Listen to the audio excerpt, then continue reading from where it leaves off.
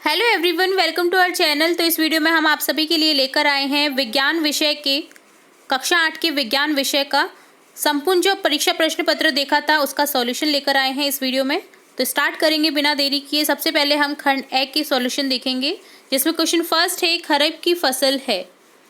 तो यहाँ आंसर देखेंगे इसका, ऑप्शन से करेक्ट हो जाएगा मक्का। नेक्स्ट है मलेरिया रोग का वाहक है। मलेरिया रोग का वाहक कौन है? ऑप्शन ए मादा एनाफ्लीज मच्छर। थर्ड क्वेश्चन है संश्लेषित रेशा है। आंसर करेक्ट हो जाएगा आपका option B nylon. Next question fourth है निम्नलिखित में से किसको पीटकर चादरों में परिवर्तित किया जा सकता है। तो कौन से धातु को पीट करके चादर में परिवर्तित किया जा सकता है? एक ही है यहाँ ऑप्शन ए चांदी।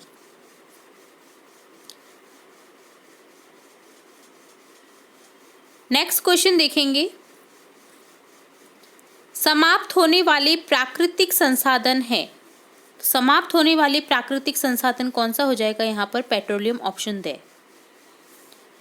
वनोन्मूलन का कारण, वनोन्मूलन का क्या कारण है? यहाँ पर 4 ऑप्शन दे रखे हैं, तो यहाँ हो जाएगा ऑप्शन दे करेक्ट। उपरोक्त सभी कृषि के लिए वनों को काटना, ईंधन के रूप में लकड़ी जलाना, दावानल एवं भीषण सूखा पड़ना, जिससे इन सभी कारणों से क्या होता है? वनोन्मूलन।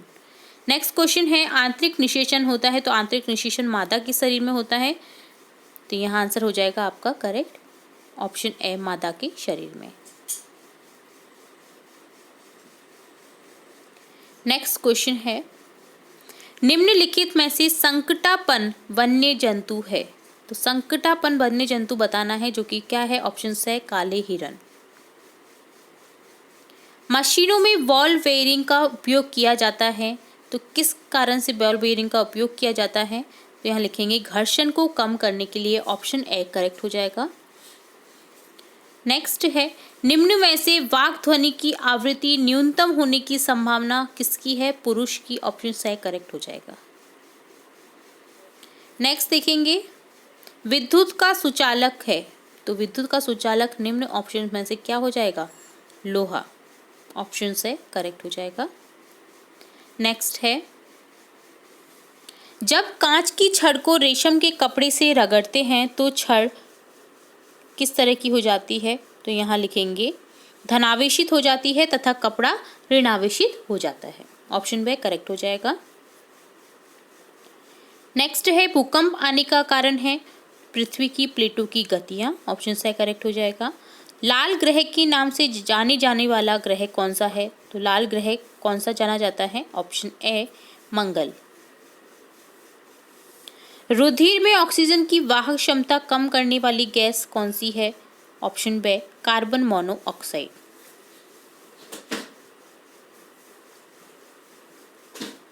नेक्स्ट सेकंड क्वेश्चन में है उचित शब्द छांटकर रिक्त स्थानों की पूर्ति कीजिए। यहाँ आपको शब्द छांट करके दिए गए रिक्त स्थान को फिल करना है।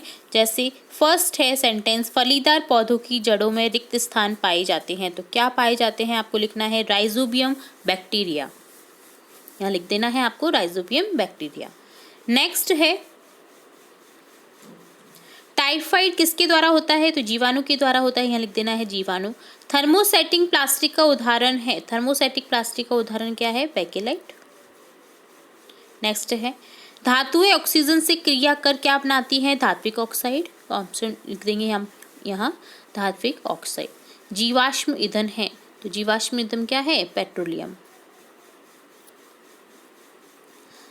नेक्स्ट देखेंगे प्रवासी पक्षी सुदूर क्षेत्र से किसके परिवर्तन के कारण पलायन करते हैं? हमने पहले भी देखा है, मैंने कुछ आंसर्स तो आपको पहले ही वीडियो में बता रखा है। यहाँ देखा था हमने मौसम परिवर्तन के कारण। मौसम परिवर्तन होता है तो प्रवासी पक्षी सुदूर क्षेत्रों से यहाँ पर पलायन करते हैं। टेढ़ पोल का व्यस्त में रूपांतरण क्या कहलाता है? कायांतरण कहलाता है। जूतों के तले किसके कारण घिस जाते हैं? घर्षण के कारण घिस जाते हैं। ठीक है, तो ये था सभी रिक्त स्थान की आंसर। नेक्स्ट देखेंगे, नेक्स्ट है आपका यदि कथन सही है तो आपको ट्रू लिखना है, गलत लिखना है, और अगर गलत है सेंटेंस तो फॉल्स बताना है। ठीक है, अवांछित या अप्रिय ध्वनि को संगीत कहते हैं। जी नहीं, ये गलत है, फॉल्स लिख देना है आपको यहाँ पर। नेक्स्ट है सजातीय आवेश एक दूसरे को आकर्षित करते हैं, ये भी फॉल्स है। पृथ्वी सौर परिवार का सबसे छोटा ग्रह है, नहीं, ये भी फॉल्स है। आंसू जल में विद्युत धारा का चालन होता है, नहीं, ये भी फॉल्स है। क्लोरोफ्लोरोकार्बन एक प्रदूषक गैस है, जी हाँ ये सही है। तो यहाँ ऑप्शन हम यहाँ लिख देंगे ट्रू, ठीक है। लोहे में संक्षारित होने तथा जंग लगने की प्रवृत्ति होती है, तो जी हाँ ये भी सही है। तो यहाँ भी ट्रू लिख देंगे। प्रोजेक्ट टाइगर बाघ के संरक्षण से संबंधित है, तो ये भी सही है। तो यहाँ भी ट्रू लिख देंगे, ठीक है। तो 4 फॉल्स है यहाँ पर और 3 ट्रू हैं, ठीक है। ये हमने पहले भी देख रखा है, क्वेश्चन पेपर में ही देख लिए थे आंसर इनके भी। चलिए नेक्स्ट देखेंगे।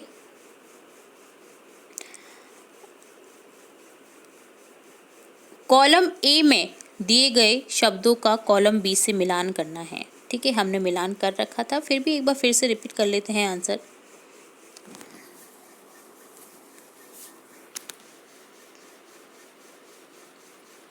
तो यहाँ मिलान करेंगे, जैसे रबी फसल कौन सी है, गेहूं चना, एक प्रोटोजोआ मलेरिया का कारक, कपास क्या हो जाएगा, प्राकृतिक रेशा, डीजल हो जाएगा मोटर ईंधन, अंडाणु उत्पादित होते हैं अंडाशय में, ठीक है। तो इस तरह से आंसर लिखने थे आपको,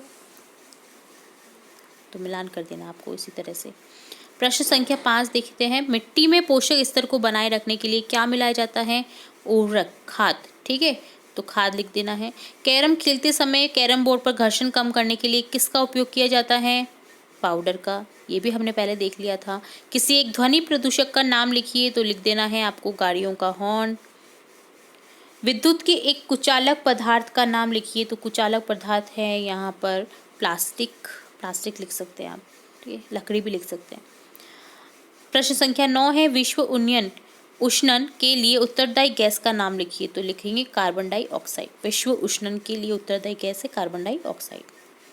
पेड़ पौधे काटेंगे, पेड़ पौधे अगर काटते हैं तो कार्बन डाइऑक्साइड का अवशोषण नहीं होगा, और अवशोषण नहीं होगा तो कार्बन डाइऑक्साइड मात्रा बढ़ जाएगी एनवायरनमेंट में, क्योंकि पेड़ पौधे अपने खाने के लिए कार्बन डाइऑक्साइड को ग्रहण करते हैं और ऑक्सीजन को देते हैं।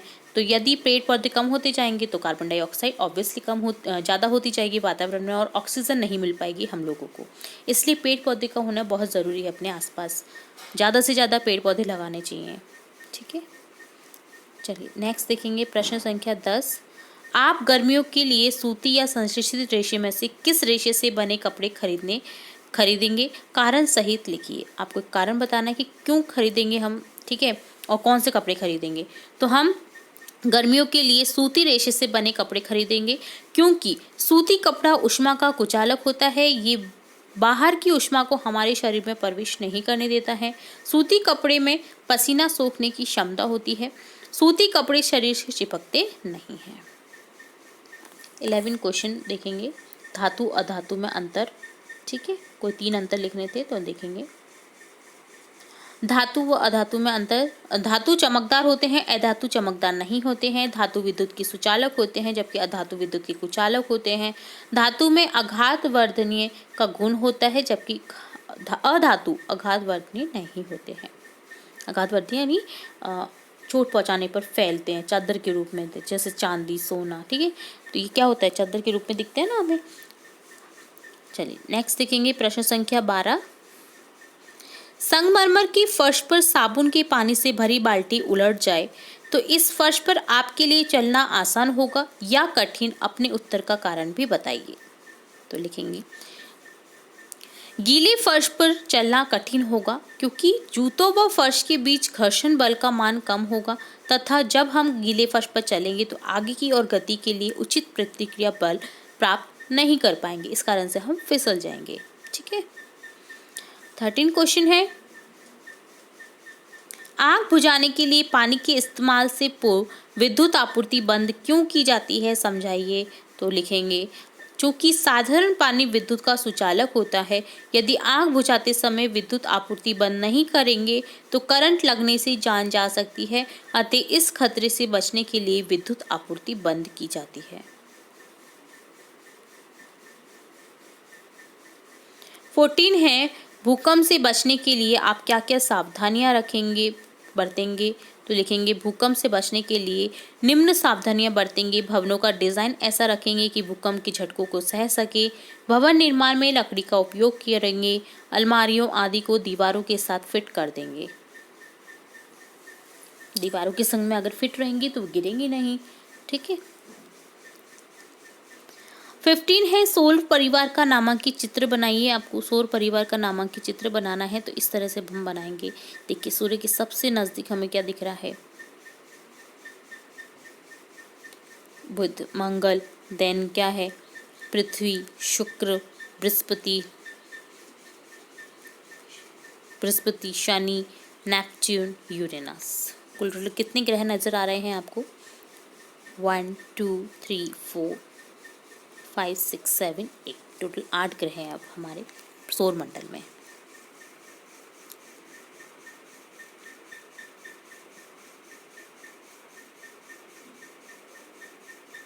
चलिए 15 क्वेश्चन हो गए। अब देखेंगे 16 क्वेश्चन, जहाँ पर आपका है सीएनजी और एलपीजी का ईंधन के रूप में उपयोग करने के क्या लाभ हैं, तो आपको बताना है।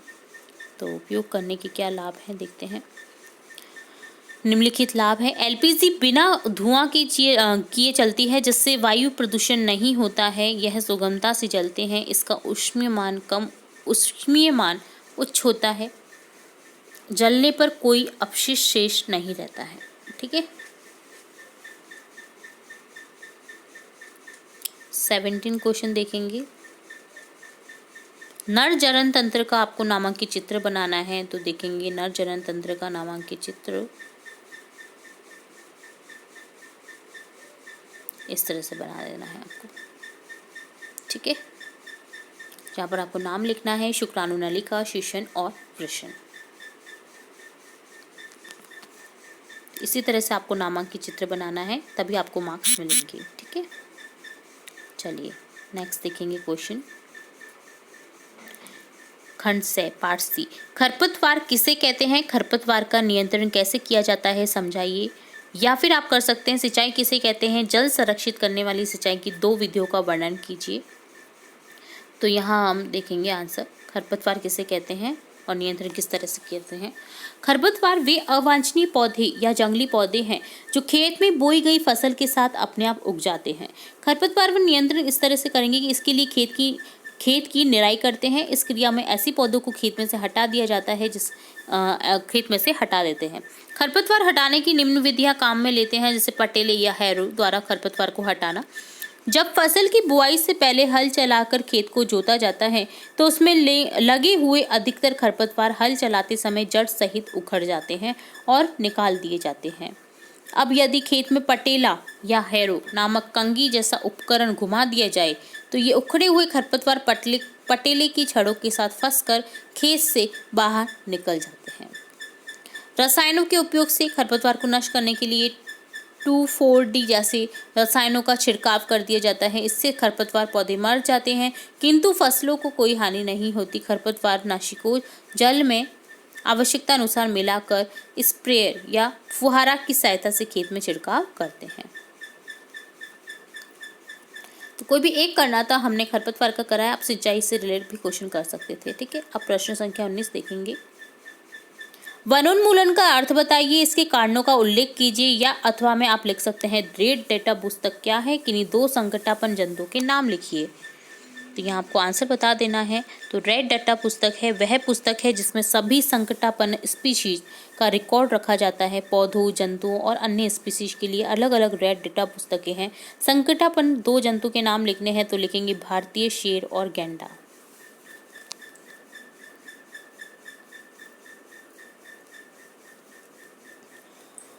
बीसवां प्रश्न है, या तो आप कर सकते हैं मच्छर अपने पंखों को 500 कंपन प्रति सेकंड की औसत दर से कंपित ध्वनि उत्पन्न करता है। कंपन की आवृत्ति व आवृत्तकाल निकालिए। या फिर आप कर सकते हैं निम्नलिखित वाद्य यंत्रों के किस भाग से ध्वनि उत्पन्न होती है, उस भाग का नाम लिखिए। तो यहाँ हम नीचे वाला क्वेश्चन करेंगे, आप ऊपर वाला भी सॉल्व कर सकते हैं। ढोलक, जिसमें से कहाँ से निकलती है इसकी आवाज़? तनित झिल्ली से। सितार, तनित तार से। बांसुरी, वायु स्तंभ से। मंजीरा, धात्विक कण से, ठीक है। तो चारों ही आपने अपने आसपास देखे ही होंगे, तो आपको पता होगा कहाँ कहाँ से ध्वनि निकलती है, ठीक है। उनके नाम लिखने थे, तो बहुत इजी क्वेश्चन है ये भी। चलिए नेक्स्ट देखेंगे 21वां प्रश्न, लास्ट क्वेश्चन है, जल प्रदूषण को नियंत्रित करने के 4 उपाय बताइए। या फिर आप कर सकते हैं वायु प्रदूषण से क्या आशय है, वायु प्रदूषण के हानिकारक प्रभाव का उल्लेख कीजिए। कोई एक करना है। तो यहाँ हम देखेंगे जल प्रदूषण। तो वाहित मल घरों से निकलते हुए अपमार्जक तथा जल को शहर के निकट नदियों और तालाबों में न गिराकर नालियों द्वारा बाहर ले जाकर आबादी से दूर गिराना चाहिए। कारखानों से निकलने वाले जहरीले अपशिष्ट पदार्थों गंद जल को जलाशय, नदी, समुद्र में नहीं गिराना चाहिए। कारखानों के अपशिष्ट पदार्थों को उपचारित करके ही नदियों में गिराया जाना चाहिए। कीटनाशकों का प्रयोग करते समय ध्यान रखना चाहिए कि उस खेत का जल पीने वाले जलाशयों में बहकर ना जाए। ठीक है, तो इस तरह से कंप्लीट होता है आपके टोटल क्वेश्चंस के आंसर। उम्मीद है आपको पूरा पेपर समझ आया होगा। स्टार्टिंग से लेकर एंड तक सभी क्वेश्चन के आंसर विद डिटेल बताए हैं, समझाने की कोशिश की है। अगर फिर भी आपको कोई किसी क्वेश्चन में कोई डाउट रहता है तो आप हमें कमेंट बॉक्स में कमेंट करके पूछ सकते हैं। आपके आने वाले एग्जाम के लिए बेस्ट ऑफ लक। उम्मीद है अगर आपको थोड़ा भी हमारी चैनल की तरफ से लाभ मिला है तो आप हमें कमेंट बॉक्स में ज़रूर बताएं, ताकि हमें मोटिवेशन मिले आपके लिए न्यू वीडियोस, हेल्पफुल वीडियोस बनाते रहने की। तो हम फिर मिलेंगे नए वीडियो के साथ, तब तक के लिए धन्यवाद।